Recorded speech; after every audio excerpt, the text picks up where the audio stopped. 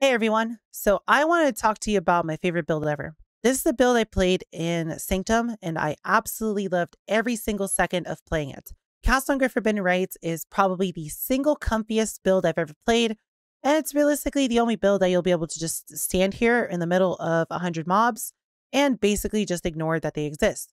I will say this at the start of the video. I want to make everyone aware of this. This is not a league starter. This is not a relatively cheap build.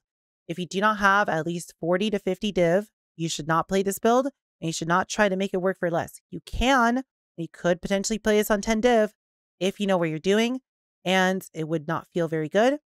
But in my recommendation and the guide that we're going to be talking about today, I will say the minimum budget to start this is 40 to 50 div.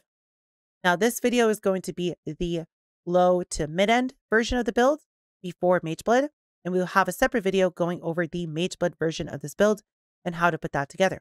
As always, in all of my build guides, I have extensive notes for you to look at.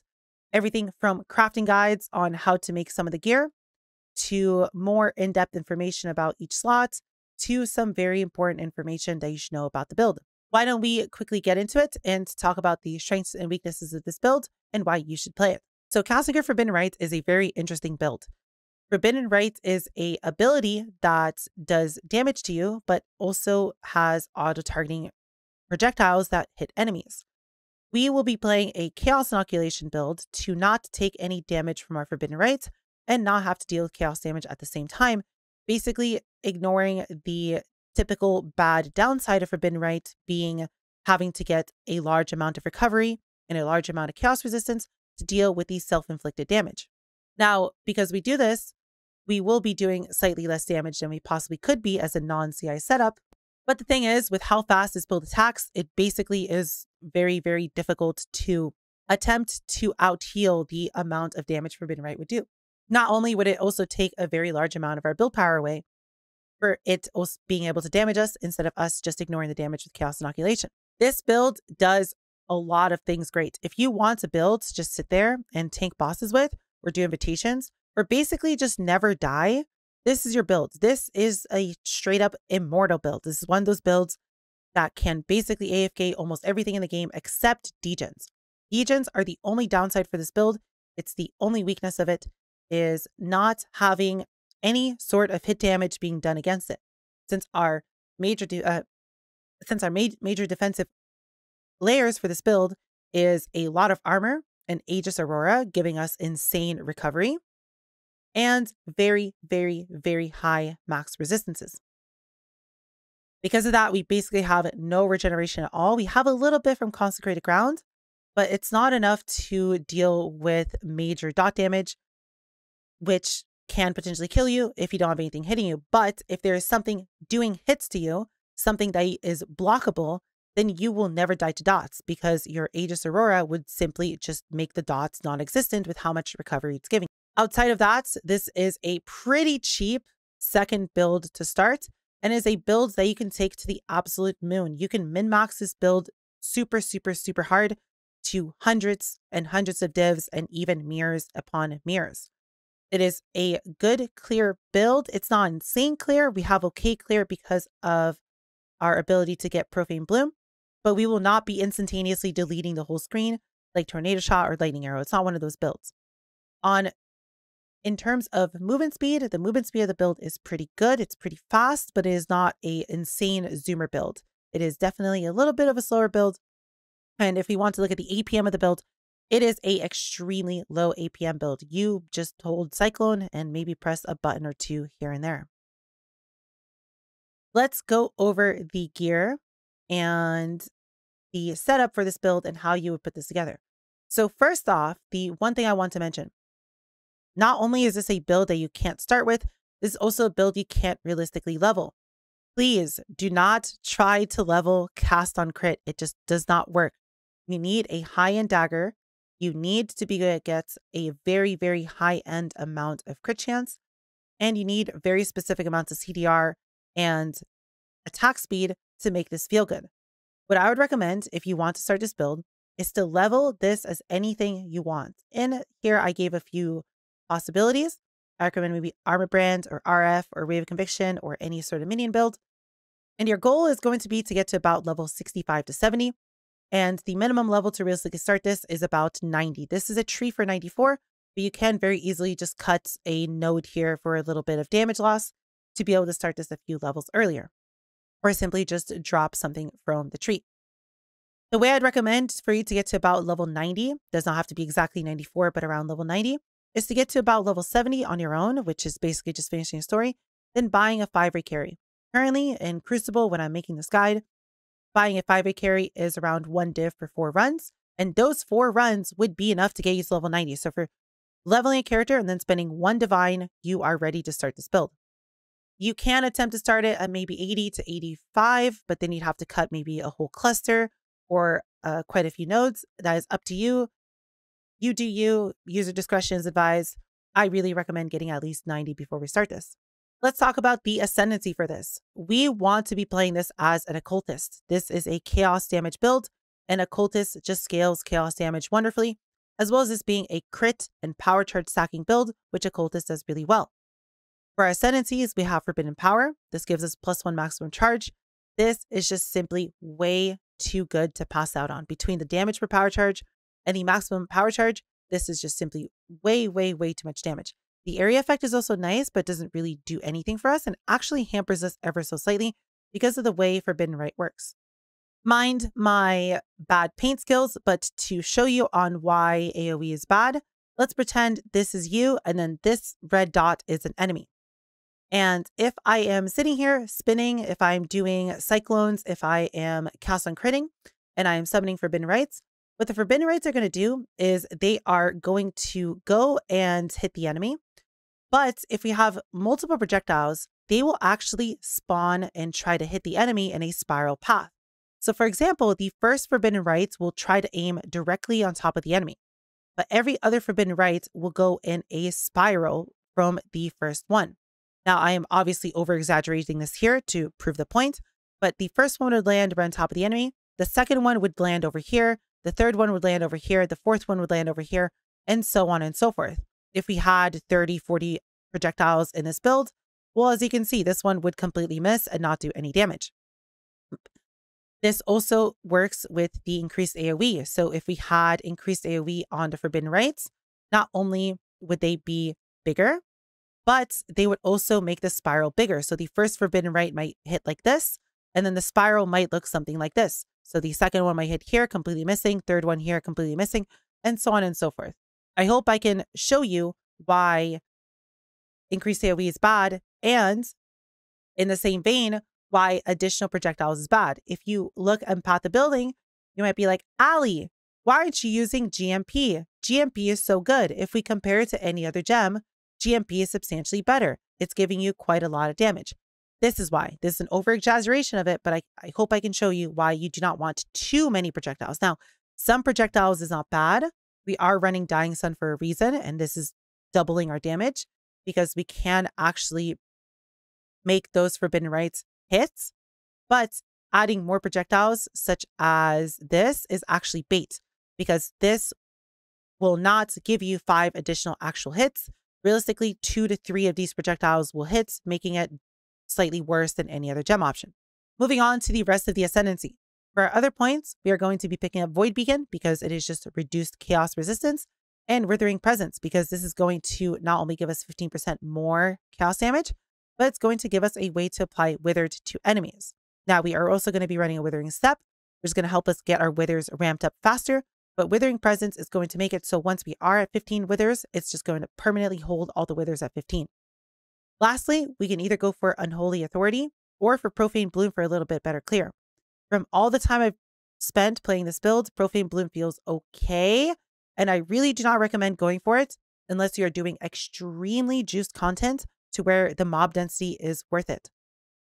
Typically, Unholy Authority is better. If you want to run Profane Bloom, what you're going to have to do to make up for the +1 curse is you are going to have to pick up Whispers of Doom.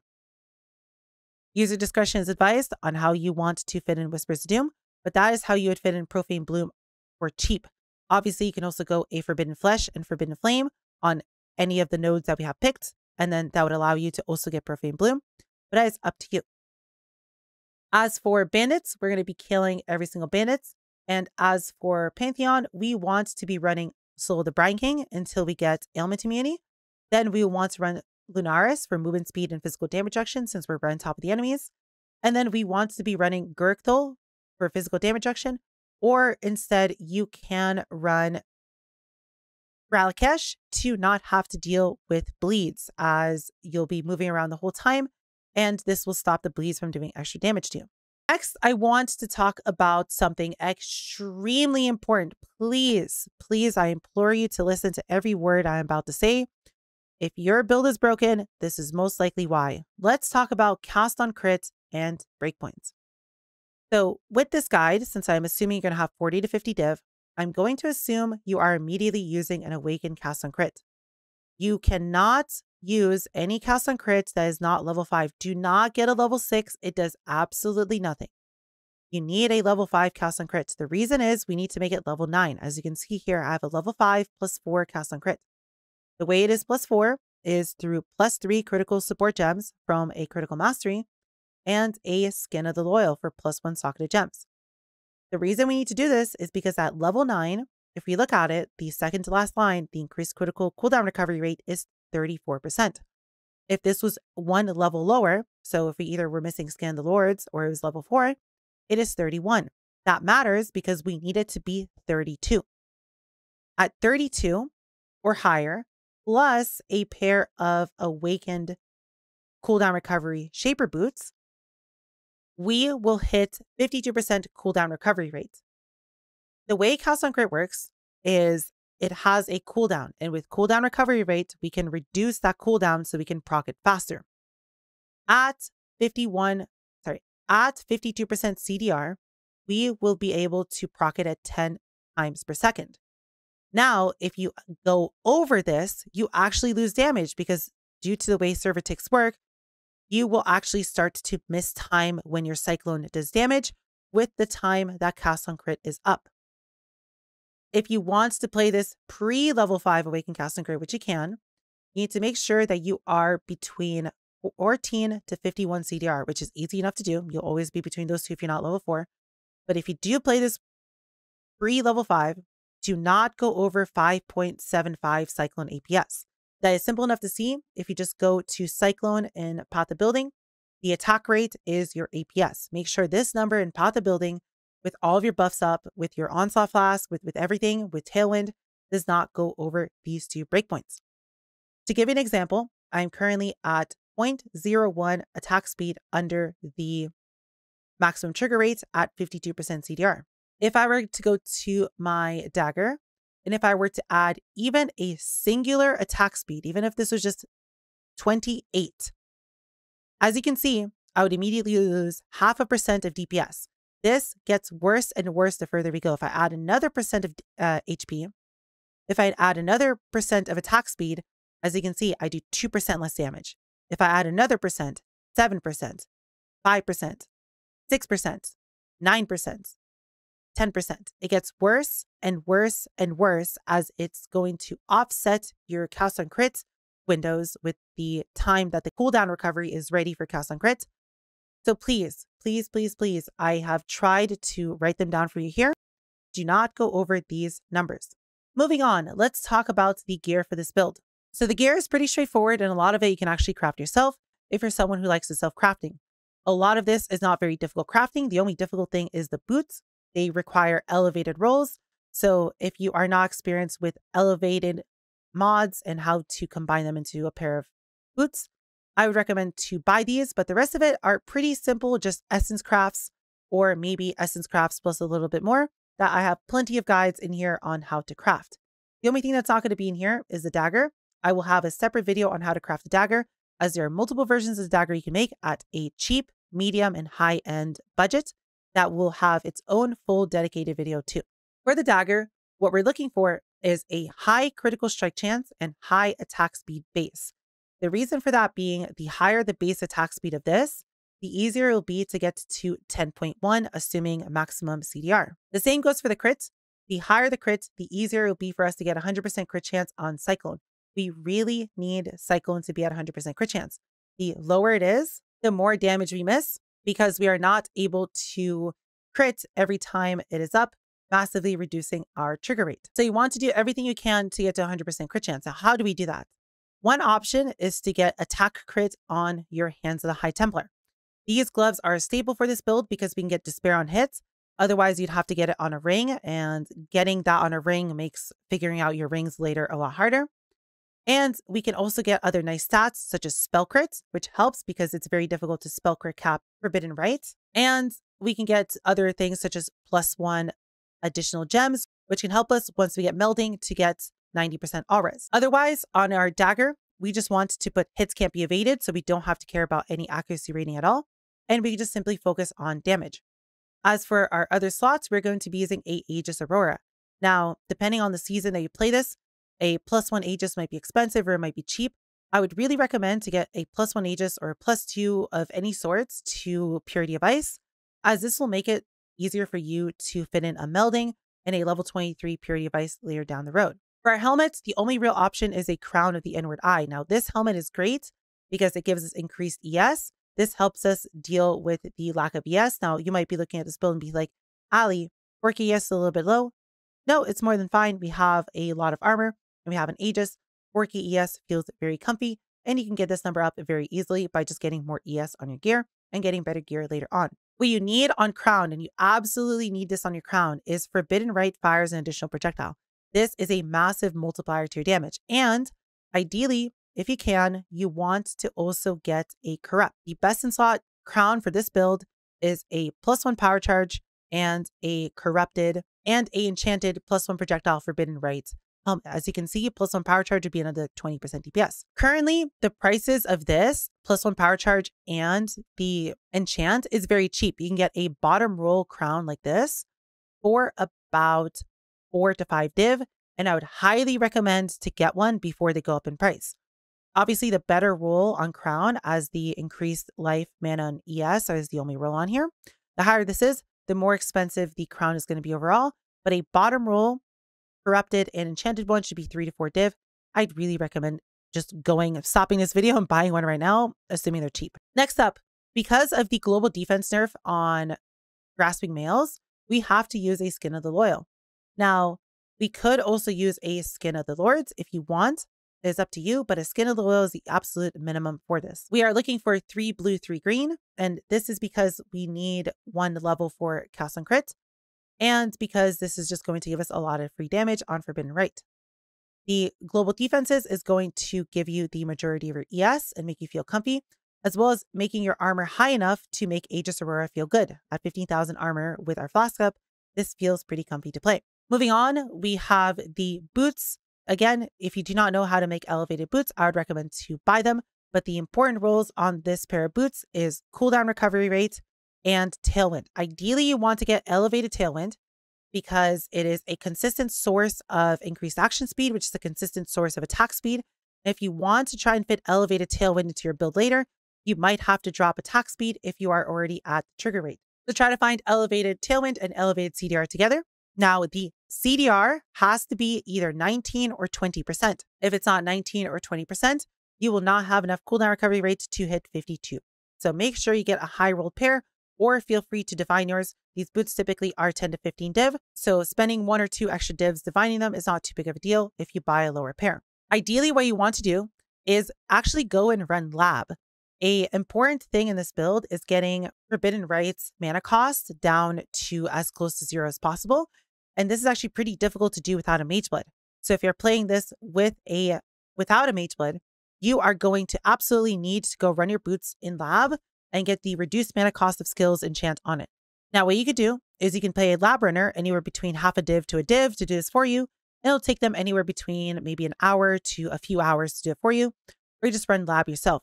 The reason this is consistent is because Forbidden Rite is still hitting us, even though we are immune to the chaos damage, which means every time we are attacking, we're consistently hitting ourselves. So this is just a consistent 18% reduced mana cost of skills. Next up is the amulets. For this amulets, this is a pretty simple craft to make. You can either go for just any generic +1, or you can go for a ashes if you can afford an ashes. The way we would make this amulet, first off, there is a crafting guide for it. But the way we would make this is by buying a fractured +1 amulet, either +1 all skills or +1 chaos gems amulet. We would then be spamming it with critical strike multiplier essences until we hit a good global critical strike chance roll. And maybe anything else useful, maybe a resistance, maybe some dexterity or some strength. I put a cold resistance on here, but also be aware that the boots have nothing on them. So you could attempt to get a resistance here or some attributes here. But we would be critical strike multiplier or critical strike chance essence, whichever ones are cheaper, spamming this until we hit the other one and maybe a useful suffix. Once we have our suffixes done, we would simply craft non-channeling as a prefix, and they could either choose to X-slam the last prefix and hope you get something good, or leave it be. Try to get a strength and dexterity base if you can, as this build massively struggles with strength and dexterity, and it's going to be a crucial part of this build to fit it everywhere you can. Now, this is not strength and dex capped, but as I said, the boots are missing attributes. The belt is a very generic belt. The rings are pretty generic rings. You could also get these attributes on cluster jewels. Try to fit them in wherever you can. As for the rings, these rings, you should buy them last. The rings are there to be your fillers for whatever you need. So for example, in this path of building, the way I set it up, I'm using the rings as a way to fill in resistances. You can craft these yourself or you can buy them. The way you would craft these is by using woe essences to spam for maximum energy shield. And you're looking for either resistances in the suffix, or you're looking for dexterity or strength. You're just spamming essences until you hit whatever suffixes you're looking for. And then you're crafting non-channeling. You need non-channeling on both rings. Do not buy rings that can't fit non-channeling, or do not make rings that cannot fit non-channeling. This is crucial to be able to get Forbidden Rites down to low enough of a mana cost to use. Next, we're going to talk about our belt. And here I have a Stygian Vice, and we're going to be using a Storm Shroud to get our ailment immunity. So because of this, we need 100% chance to avoid being shocked. And I simply just have a Stygian that we used Tormented Essences to spam. This gives a guaranteed avoid shock until we get whatever stats we want. On here, I put a little bit of strength and fire resistance, but feel free to spam or buy a belt that fits your needs. Again, this is simply just a fill in resistances, fill in attributes item, and there's no other specific role you need on here. And then in the jewel socket on it, we're also going to be looking for a avoid shock jewel. And again, you can get whatever you want on here. You can get crit chance, you can get crit multi, you can get attributes, you can get added damage, whatever you want. You just need to get 50% total between the tormented roll on your belt and 50% from the jewel. Moving on to flasks. Dying Sun is an absolute must in this build. As you can see, this basically doubles my damage. The reason being is when Forbidden Rite shoots projectiles, it will shoot towards a certain amount of enemies. It will lock on them and home to them, but it will only shoot one projectile. What Dying Sun does is it makes skills fire 2 additional projectiles, which what this means during Dying Sun is this triples your damage, because if you are, for example, fighting a boss, instead of doing a single projectile to the boss with Dying Sun up, you are now shooting an additional 2 at it instead of just 1, making Dying Sun triple your damage. Then if we add the cute hat on top of it, this means that we would be shooting 4 projectiles at once, quadrupling our damage. Additional projectiles skills is built really well, so that's why we want a Dying Sun in here as our main DPS increase on bosses. For the other 4 flasks, what we're going for is, for the prefixes, we want to get flash charge when you deal crit. Now, this prefix has a 0.1 second cooldown, and well, guess what? Our Cyclone will be crit capped and it does 10 attacks per second, as well as our Forbidden Rites will be very high crit chance. And with Dying Sun up, we'll be doing 4 projectiles per attack at 10 attacks per second, meaning we're doing 40 Forbidden Rites per second, and we're doing 10 Cyclone crits per second, meaning we are doing 50 total hits a second for the 33% chance to get a flash charge. This makes these effectively a budget Mage Blood. As long as you're hitting something, you're triggering the flash charge on cooldown. So this means you're getting about 10 flash charges a second, which means you have permanent flasks. For the flasks themselves, we're looking for Quicksilver, Granite, Basalt, and Diamond. Diamond is needed to help you with your crit chance at low budget, and even a high budget. This is going to allow you to remove clusters that give you crit chance and instead get clusters that give you projectile damage. Granite and Basalt are needed to get your armor to a very high amount. If you do not have a Mage Blood, you're going to absolutely need to run both, as it's going to give you enough armor to make it feel good. But with Mage Blood, you could drop the Basalt because the increased effect on a granite would be enough. And then lastly, a Quicksilver because this build is slow due to us playing Cyclone, and we need the Quicksilver to make us feel a little bit faster. For the suffixes, we're looking for % armor to make our armor higher for Aegis Aurora. We're looking for attack speed to help us hit our 10 APS requirements to be able to trigger Forbidden Ray as fast as possible. We are looking for a movement speed roll, but you can choose to get something else instead of this if you do not want a movement speed roll. And lastly, we are looking to put regen life per second, or if you want more help with your mana cost, if it's a little bit too difficult to sustain, you can, instead of getting regen on here, go for a reduced mana cost of skills during effect roll. Now, this would be a little bit hard to keep up, especially on a boss, because you might not be able to always hit the boss, so your flask might not always be up. But in mapping, this should have 100% uptime. And with this up at a max roll, you should be able to have a 0 cost Forbidden Rite, making it super comfy. Speaking of a 0 Forbidden Rite cost, let's quickly go over all of the sources of reduced mana cost that you can fit in this build to be able to reach this. I will go over all of them. Please try to fit as many as you can in your build, and some of them are straight up mandatory. So first off, we have 2 rolls on our rings. These can be made up to 8% if you quality your rings with life and mana modifiers. Otherwise, it is a -7 roll. The same is true for your amulets, but as soon as you replace this with an ashes, you will lose this. So you will most likely need to get the reduced mana cost roll on your flask. In my opinion, one very important roll that you can't really skip out on is the reduced mana cost of skills on your boots. Please either go run them yourself and get the boot enchant. It should take you a few hours, or pay a lab runner to do it for you. Then, if you have all these sources, you can skip out on a Watcher's Eye. The Watcher's Eye for this build is going to be non-channeling -8 and ideally discipline ES per second. Now, the discipline ES per hit is so crucial to this build that we basically cannot drop it. So getting this 2 combo might be very expensive. Because of this, you might then want to opt into getting reduced mana cost on a flask and all the other sources, and then maybe get this as an upgrade later and remove the reduced mana cost from your flask, or be able to upgrade to an ashes. Please make sure your Forbidden Ray is a low mana cost, otherwise it's going to be very difficult to sustain your mana. Next up, let's talk about the clusters for this build. So on a low budget, we're going to be using 2 large clusters, 4 medium clusters, and a small cluster. The 2 large clusters for this, the first one is going to be Arcane Adept, Burden Projection, Thaumaphage. The reason we want this specific combo is because the Burden Projection will go in the back, moving the Arcane Adept and Thaumaphage up. The Thaumaphage is going to give you your ES leech, and it's going to give you a little bit more damage at full ES, which is very easy to do because Aegis basically always keeps you at full ES. And Arcane Adept is going to give you Arcane Surge, and it's going to give you a little bit of attack and cast speed while channeling. This used to be very good before the Arcane Surge nerfs, but it's still pretty decent with Thaumaphage for ES Leech at the start of your build. The other cluster is going to be Wicked Pall and Unwaveringly Evil. Now for the suffix, you can either go for Unspeakable Gifts, or you can go for Unholy Grace. Either one of these suffixes is good. You do not want to actually path to it, but either Unspeakable Gifts or Unholy Grace will move Unwaveringly Evil and Wicked Pall over to the front, so you can pick it up while you're pathing to the cluster jewels. Now for the cluster jewels themselves, these are going to be dependent on your build and how much you have put into this build. As you can see in the path of building I'm going to provide for you, the critical strike chance on the Cyclone is not capped. For the medium clusters, you'll be stacking pressure points and quick getaway on a low budget. This will allow you to get your attack speed up to par, and it's going to give you enough crit chance.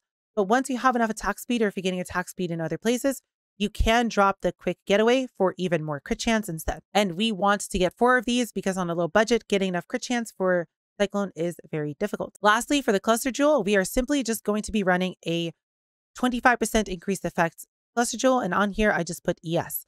These are extremely easy to roll yourself. You do not need 35% increased effect for this path of building. 25% is enough.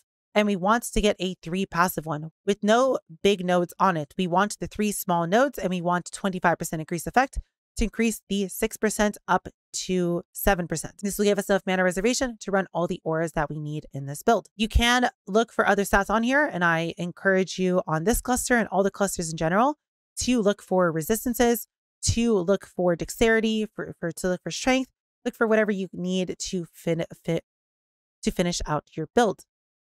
Remember, when you're buying these, if you're just buying them, you can harvest craft them. So for example, if I didn't need fire resistance, I could harvest craft this fire resistance to cold or lightning resistance to get whatever I need in my build. Let's also quickly go over all of the unique jewels in this build.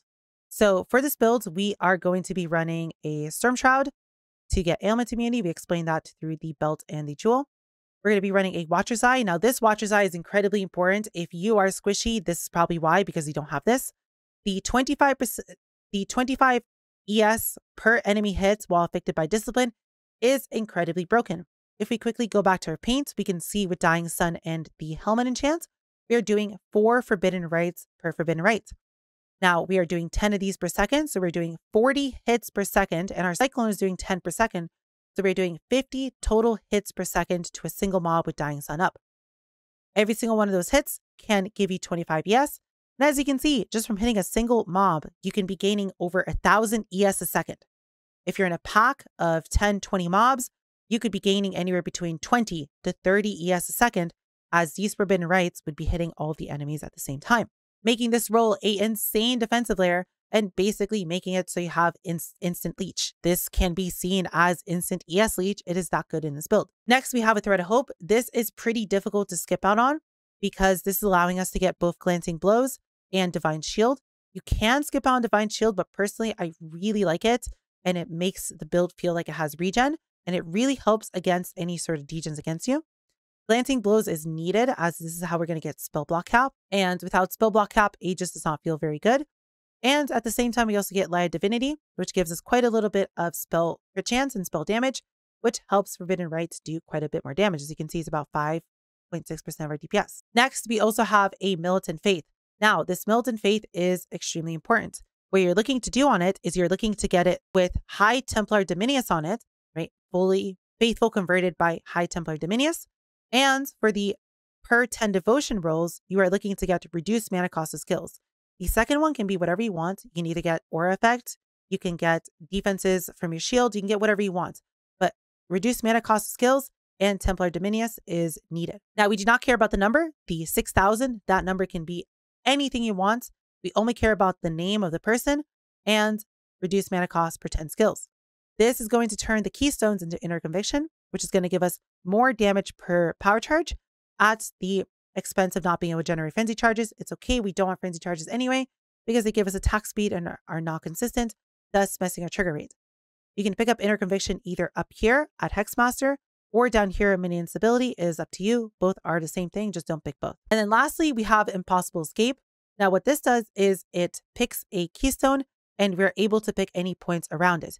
Now, you have two options here. You can either get Unwavering Stance on a budget, and this will allow you to get Prismatic Skin for +2 max all res, and eventually once you get Melding, the maximum cold res. Or on a higher budget, you would get Imbalanced Guard. This would give you Prismatic Skin and Soul of Steel, which is +1 max all res, the same thing as the +1 cold, but would give you around 6,000 armor, making you substantially tankier to physical damage and making Aegis substantially better at keeping you alive. Lastly, I want to talk about the tree for this. Now, we've gone through the tree a little bit, but I want to talk about a little bit more and give you the reasoning for everything we pick. So this is a pretty min-max tree, and we do not want to waste any points picking up any small nodes. There are very, very important nodes towards the top of the tree that we want to rush towards, and we don't really have too many points for anything else, but I will tell you what you could do with your points if you are over level 94. First, we are pathing the most efficient way that we can up to the top of the tree. We do not want to go this way and get an extra jewel socket because this is substantially more point intensive, and this jewel socket is not worth going for. So this is the fastest way to get to the upper portion of the tree. From here, we need to pick up +1 power charge, and we're pathing to all of the power charges since they are such a large increase to damage, especially over here where we want to get our keystones. And over here where we can get another free jewel socket. This build is pretty jewel starved, so having this is important. On the right side of the tree, we're getting CI and we're getting influence. We have a lot of auras in our build, so this is going to increase our damage and our tankiness by quite a bit. And at the same time, we can pick up Doomcast for some crit chance for Forbidden Rite. At the Mastery, we're picking up crit multi against unique enemies. There's just way too much damage not to take. Then we have our cluster. Over here, we have another +1 power charge. We are also picking up Deep Thoughts for the mana reservation efficiency of skills. This helps us be able to fit all of our auras. Disciple of the Forbidden because it is power charge scaling, and these small nodes are crit multi and crit chance, which helps us quite a bit. This node is insane. Heart of Darkness because we want the mastery. We need at least 1 chaos mastery for +1 chaos skill gems. We do not care about the lose life and ES when he uses Chaos skill because this does not actually hit us, as we are not actually using the skill. It is being triggered for us, so we do not care about it. It's just +1 all Chaos skill gems. We're picking up Unnatural Calm because it's a little bit of ES that's very efficient. You can also choose to get the 100% increased ES from Helmet, especially if you're running Hubris to get more ES. Then we have the Arcane Guarding node. This is how we get attack and spell block capped. If you do not have an Ashes and a alt quality Tempest Shield, you're going to need to pick up this small node to be able to get to attack block cap. And I implore you to not skip out on this. The difference between 68 spell block cap and max spell block cap is massive. You will definitely feel the difference and you'll feel squishy without this. And then for the mastery, we're taking 1% chance to block attack damage per 5% chance on equipped shield. With Aegis, this is enough to attack block cap you. We are not picking up any other bit of attack block cap anywhere. And if we don't, we're at 64 with just Aegis. And then this point allows us to go over to cap. We're also picking up Arcane Potency with +3 level of support gems. This is literally required for our build to work. As mentioned, this allows us to hit 10 APS. Sovereignty for Reservation, as well as this small node here because Aura Effect is very strong in this build. Then Faith and Seal to help with our resistances. And the Armor Mastery for physical damage taken as chaos damage. This is good because we're immune to chaos damage, so this is just 10% physical damage reduction. This build is pretty socket starved. You do have a few sockets to play around with whatever you want, so it's not the worst thing in the world, but there are quite a lot of gems that we need. First, we will talk about our 6 link that goes in our body armor. We have Cyclone and Awaken Cast on Crits. As I mentioned before, we need a level 5 Awaken Cast on Crits with +4, 1 from the chestplate, 3 from the tree. We make it level 9. That is a requirement to hit 10 APS very easily. And in here we have Forbidden Rites. Try to get a 21 Forbidden Rite. This is so ridiculously cheap that you can get this for like 5C. And it's a massive damage boost. The alt qualities, none of them really matter. The AoE, as I mentioned, is bad and actually reduces your damage. And the fires at additional surrounding enemies really doesn't do anything for you unless you're doing extremely juiced content, such as 100% Delirious or Deadly Mirror running. Default quality is more than good enough, but you can eventually upgrade to a 21 Anomalous if you really choose to. We are wanting to run Awakened Void Manipulation, and if you cannot afford this, you can just go for normal Void Manipulation, although it is quite a bit worse because it does not give you +1 additional levels, which is quite big for a skill. Then we also have Power Charge on crits and crit damage. You can, if you have a really low budget, instead drop the crit damage and run increased critical strike chance. This will basically make it so you instantaneously crit cap Cyclone, and this will basically crit cap Forbidden Rites. But with more investments and with more crit chance, you'll eventually drop it for crit damage just for a raw damage increase. And lastly, we put on Power Charge on crit, not for the sake of generating power charges, but for the massive more multiplier that it gives us for having a lot of power charges. Next, let's talk about our auras. So we have 2 separate aura setups. First, we have Zealotry, Determination, Discipline. Discipline is going to keep you alive. Determination is going to make your Aegis work. And Zealotry is going to give you a lot of crit chance and is going to give you more spell damage. Our other setup is going to be Tempest Shield, Purity of Ice, and Enlighten. Now you can choose to just completely drop the Purity of Ice. And by dropping that, you could also drop the Cluster Jewel for reservation efficiency until you get a melding. But as soon as you want to get a melding in this and go to 90 all res or very close to it, you are going to need a Purity of Ice in here to be able to hit 90% all res. We need to make this a level 23 Purity of Ice. So we have a level 21 that is then given a +2 to get it to 23. We also want to fit a Clarity somewhere, just a level 1 Clarity. You do not need to level this. This is for the Watcher's Eye role. Non-channeling skills have reduced mana cost while affected by Clarity. This will help you if you need to use that as a way to get to 0 mana cost. Next, we have Sniper's Mark, Mark on Hit. This is going to be triggered by Cyclone and give you Sniper's Mark, which is a pretty massive DPS increase, as well as Withering Step. Now for Withering Step, you really want to try to get Anomalous. This makes it so you apply more debuffs whenever you apply it, letting you get to 15 faster. This without Ashes will apply 9 or 11 with an Ashes, and then the rest of the Wither stacks will be taken care of by Withering Presence, which will also hold it at 15 for you. Next, we have Molten Shell. Now you can put cast when damage taken on this if you want or not. Personally, I feel like it's a little bit annoying. I want to use Molten Shell and left click, and it's a little bit hard to left click as you can't Cyclone and left click at the same time in a comfy way. So I just put it on a cast when damage taken at level 20 to not have to worry about it. Obviously, get a Vol version of this as well and use the Vol skill whenever you can. It'll make it a lot tankier. For your mobility skill, you can either go for Flame Dash or Frostblink. Frostblink is better because you can use it while cycloning. But personally, I just like Flame Dash so much that I prefer to go Flame Dash instead. And then lastly, we have one more cast on crit setup. So because Forbidden Rite hits you and does damage, that actually gives us a way to proc Vengeance. Vengeance is a skill that will randomly counterattack enemies around you every time you get hit. We ideally will be getting hit 10 times a second by Forbidden Rite, which gives us on average 4 Vengeance procs per second. This, when combined with another cast on crit, you do not need this to be an Awakened cast on crit, but ideally you also want to get this as a level 5 Awakened cast on crit, will allow you to proc Purifying Flame at a very fast rate. What Purifying Flame does is give you Consecrated Ground, and if we get a Diversion Purifying Flame, it makes that Consecrated Ground make the enemies that stand in it take more damage. We can also add a Enhance to this because the quality for Vengeance makes it trigger more often. So with an Enhance, we have a 50% chance giving us more Purifying Flames. This is a really nice link, and it really shines once you get an Ashes, which allows you to make this an even bigger number, giving you an overall bigger damage boost. That's all I really have to say for this build in terms of gear. Again, I please ask you to look at the notes, and if you have any more questions, please just write them in the comments. I'll be more than happy to help you with anything.